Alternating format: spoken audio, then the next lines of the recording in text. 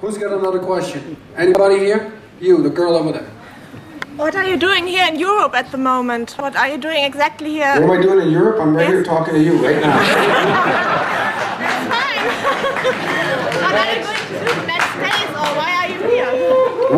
I'm sorry? Why are you here in Enschede? Why am I here? Yes. Because I came here for this KISS-EXPO. Just for the KISS-EXPO? That's why I'm here. Then I'm going, there's another one in Italy on Friday near Modena. Where the Ferrari factory is, right? Maserati factories.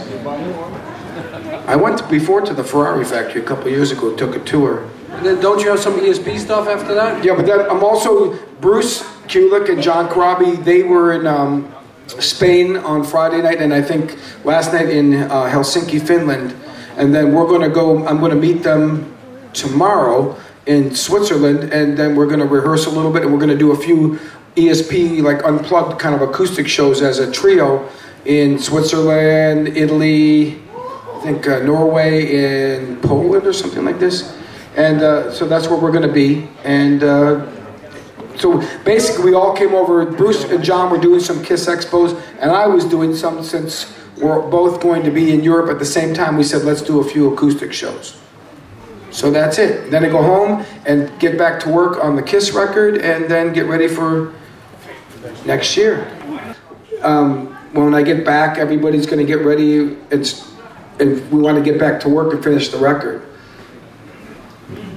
There's only so much time, but we're thinking about maybe coming back in maybe in February or March and do some more ESP shows, because Chuck, our bass player, he's been on tour with Alice Cooper. He wasn't available, so we have to. It's very difficult to get 4 people that are in different bands to try to come together to do things. It's not that easy, so we're only able to play once in a while. The thing is, it's multi-generational, and KISS is, when a band's been around for so long, you have to remember the band, the way it is now, I mean, Tommy's been in the band since 2003 for 8 years now. So for any younger generation, just like in the 80s when it was Bruce Kulick and Eric Carr, like on Animalize or Asylum, that's their version of KISS that they grew up with. So for young kids, KISS, the way KISS is, this is their version of KISS. I mean, when I saw KISS, I was 15, 16 years old. It was the original band. That was my version of KISS growing up. So I understand how that is, you know.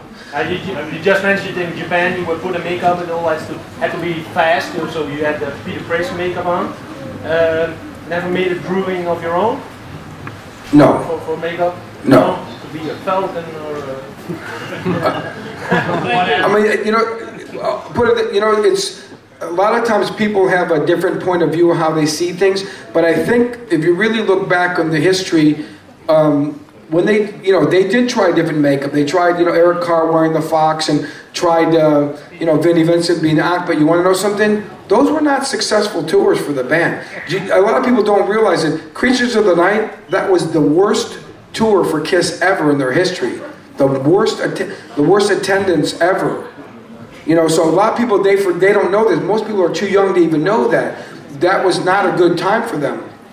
Paul told me that when they would go on, he said when we were on tour for Creature of the Night, he goes, Eric, we would pull into the parking lot of a big Coliseum, he goes, and there would be no cars there. He goes, and I honestly thought, that's it, it's over. That was 1980. He said, I thought the band was over because there would be like maybe 2,000 people at the show in a 20,000 seat arena. But, you got to remember, KISS has gone up and down for its whole career. So, they decided, we tried doing other characters and other makeup, and it didn't work. There's a reason. Everybody recognizes those 4 makeup designs. And that's, So, no doubt, Monster is going to be in makeup. Of course. I don't think you're going to ever see KISS without makeup on a tour again, other than like the KISS Cruise. This was a special thing.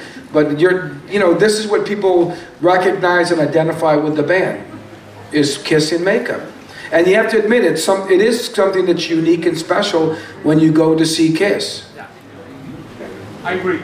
Thank you. Let's do somebody else. Yeah. You over there. Eric, how did you get your motivation when you're playing around the world every night in another town, another country? How do you motivate yourself every evening? Well, I always tell people, being in a band is a very unique thing. It's not a job. You can't call in sick. Most people have a job if they feel sick. If you have the flu and you're throwing up, you stay in bed, right? In this band, you don't get to call in sick. I've never missed a show in my life. I've played shows even being, imagine this, when you've been in bed with the flu, sweating, throwing up, I get up and go on stage and play. I've played being that sick, no matter what. So it's something that, you have to treat it like very, I know I'm in a very unique situation getting to do what I do for a living. Getting to play drums for a living is I think it's an honor, but it's also a very special thing, and it's a gift. So I don't take advantage of that, or I don't take it for granted, I should say. And I realize you have to play no matter what. And the motivation is knowing that it's a special thing that I get to do. And to me, once you get on stage, no matter how bad you feel or how sick, or if you have problems in your personal life, that special moment on stage when the adrenaline kicks in, that is, like I said earlier, that's a special high. And that's the motivation. They always say you spend 22 hours of the day preparing for that 2 hours on stage. So even though it's sometimes, changing time zones, a lot of crazy travel, being sick, all those things, once you're on stage, it makes it worth it. We have in August our KISS wedding with my husband, Jim. And we thanks for your gifts. We have an invitation with your sign. And here is a paper for you and the KISS boys from our wedding. It was a tribute for KISS. Yes. When was this? How long ago was this? August. In August. Oh, it says right here, August. August 16th. The day you got married, August 16th? Oh. This was on KISS Online as well. Are those your wedding rings? Oh, cool. Did you have those made special? These rings? Did you have this made special? Are they gold or platinum? Gold? What? Gold. Gold, okay. Was that the question, or is there anything else? She just wanted to present you the report on their KISS wedding. No question. So, anybody else have a question? Is this from your wedding, all these people? They're all dressed in makeup also? Oh, you see that, all these people? How come you have a violin? I think that's her purse. I will later. Yeah, it's great. Did you make this? Oh, it's cool. Show it to Gene. He'll make a copyright of it.